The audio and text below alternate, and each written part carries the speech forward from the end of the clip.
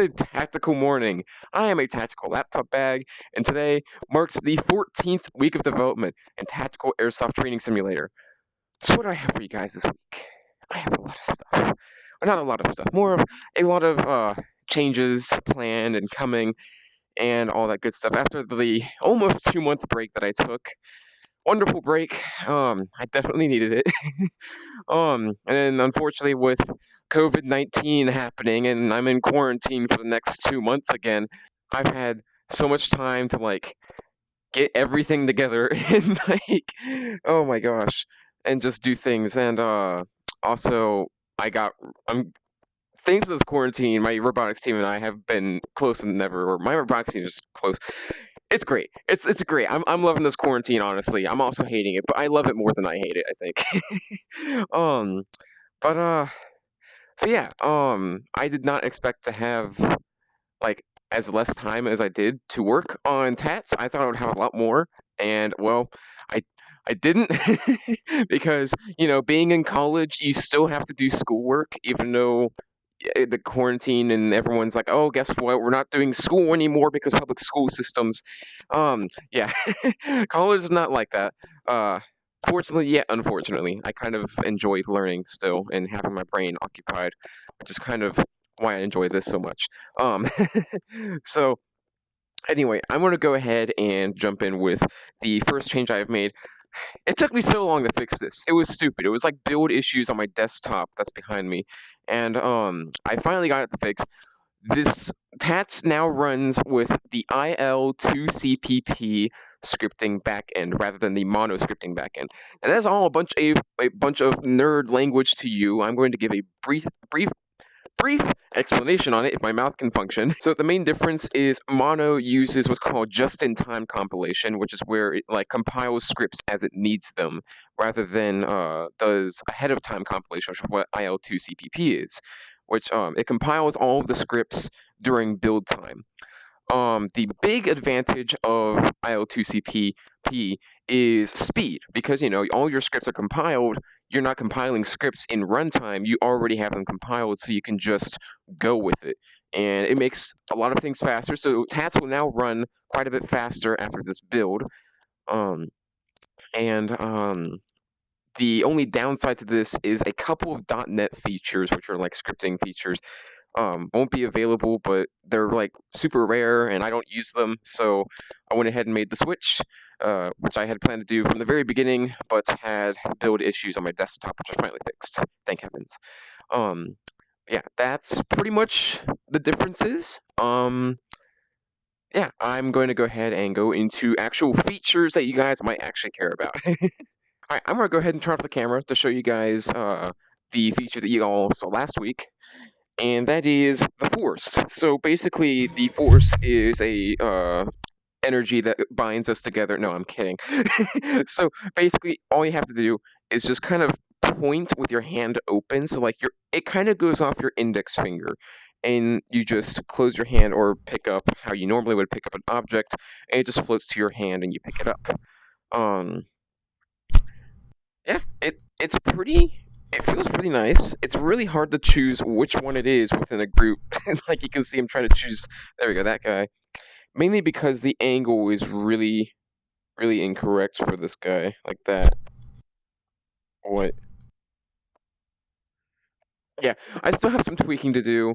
To this, mainly to the angle, because like I had to figure out how to get the index angle from the root of the controller, so it's like it's not going the correct direction, and I don't like it, and I need to fix that. But I wanted to get it feeling moderately good at the very least, so that way it could function and all that. I'm not happy with how it decides what you're pointing at. Like the way I have it running right now is it's literally just shooting a ray out from the front of the controller, and then just like checking. It's just checking within a sphere from the point the ray hits if there's anything nearby. If there is, it gets the closest thing to the center of that sphere and pulls it to you, except the sphere is wrong. And also, if you have to be like super precise, because like say you throw it, you have to make that ray touch the magazine while it's in the air. It should not be that way. It shouldn't be that way. Not quite happy with it, but oh well. I'm gonna have to work on that later. Right, so I have a bunch of physics interaction fixes. So, physics interactions, I was working on getting the entire game to work with physics interactions a couple weeks ago. I think week 12 is when I started this. And it's the difference between a item doing that when you put it on a table and just passing through, like my hand. So it's going actually really good. I'm going to pull up my Masada here. And you can see now the Masada is a physical object, and two-handed interaction with this. It's really wonky, but it's better than what it was, which was just passing through objects, and it's so much better. I love it. I think I can probably improve this some more. I'm not sure, but I do want to make it feel better instead of just that. Right. So the reason I was able to get this to work properly with physics is because I have done some major improvements to how TATS filters movement when you are shouldering a weapon or if you are two-handing a pistol.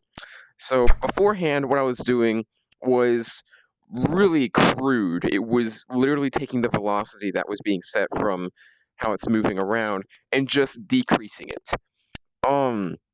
That caused for some like really wavy motion and everything to be like slowed down rather than dampened or filtered is the effect I was trying to go for.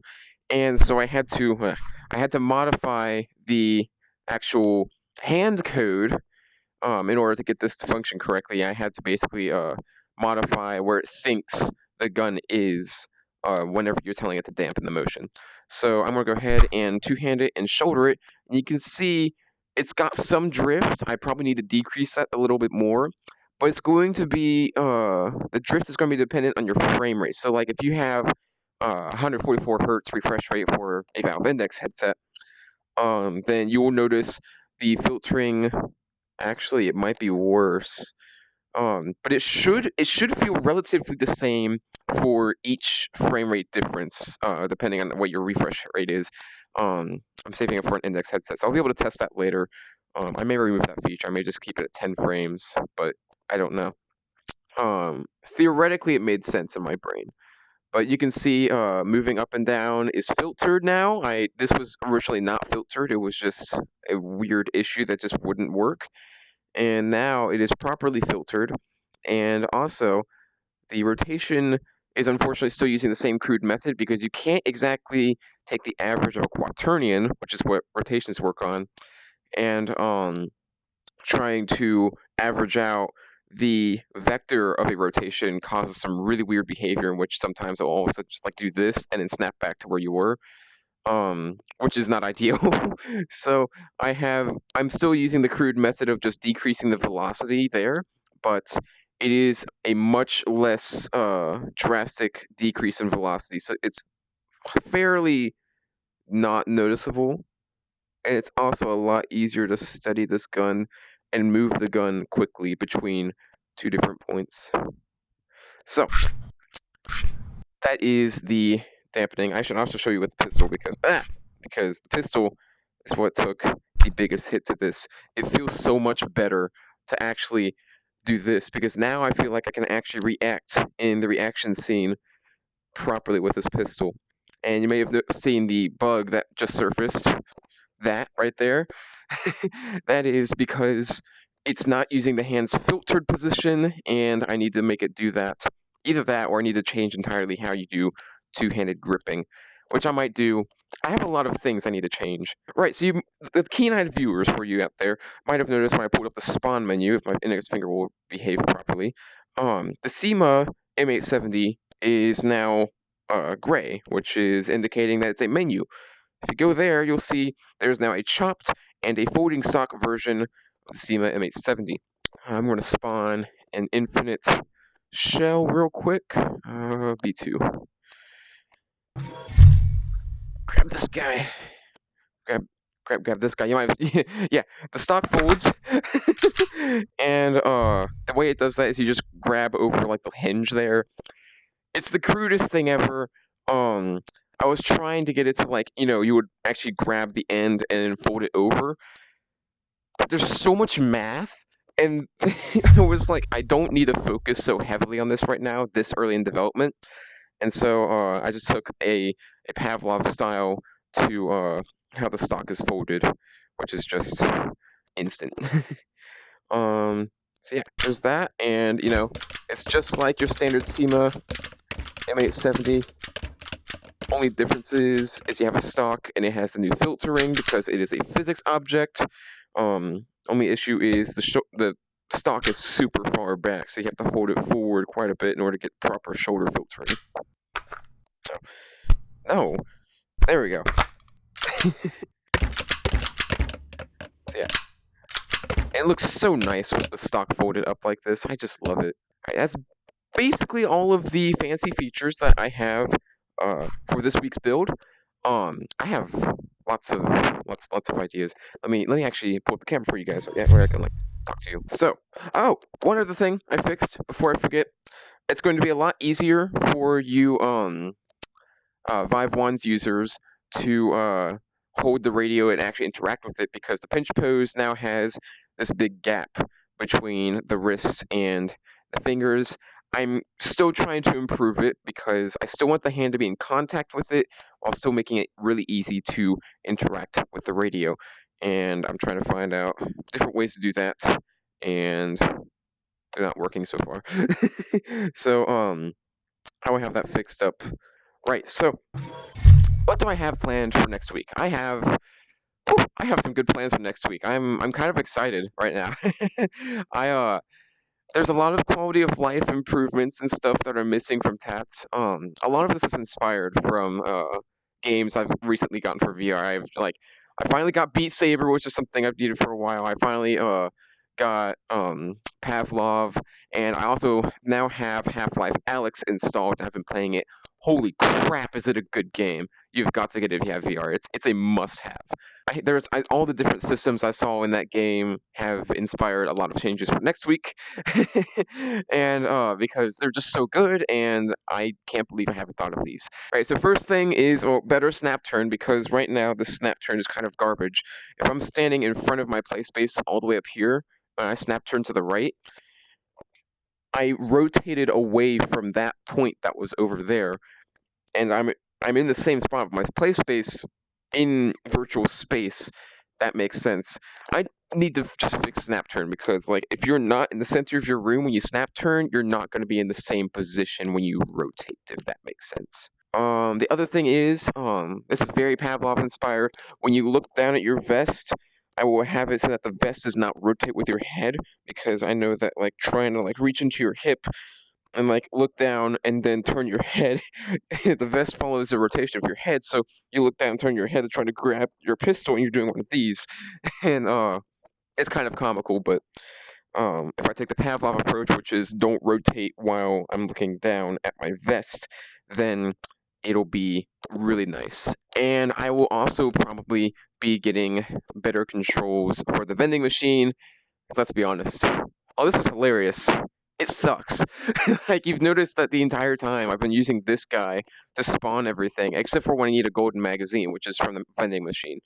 I want this to be more of like a convenience thing, where it's like, oh, I'm away from the vending machine and I forgot ammo. Let me just spawn up some ammo here and just do that. Or, oh, I have my ammo, but somehow I dropped my pistol. Let me just spawn another pistol.